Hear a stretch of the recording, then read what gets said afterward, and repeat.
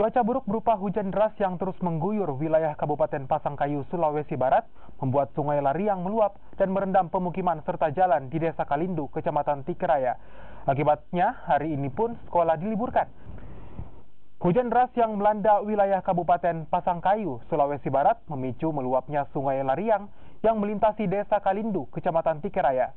Luapan sungai bahkan merendam sejumlah rumah di desa ini sejak Rabu hingga Kamis pagi dengan ketinggian mencapai 30 cm. Banjir juga bahkan merendam bangunan sekolah dasar hingga sekolah terpaksa harus diliburkan. Luapan Sungai Lariang juga merendam perkebunan warga serta jalan penghubung antar desa. Hingga akses jalan satu-satunya warga keluar dari desa nyaris terputus dan membahayakan pengguna jalan. Banjir tanggul jebol. Sudah lama? Oh, sudah lama.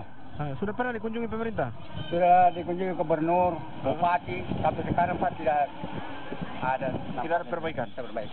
Nah sekarang ini kan jalan sudah mau putus. Bagaimana dengan kondisi warga? Mau mengungsi atau apa ini? Ya tidak tahu ini Pak, kalau mengungsi di mana kita tempat.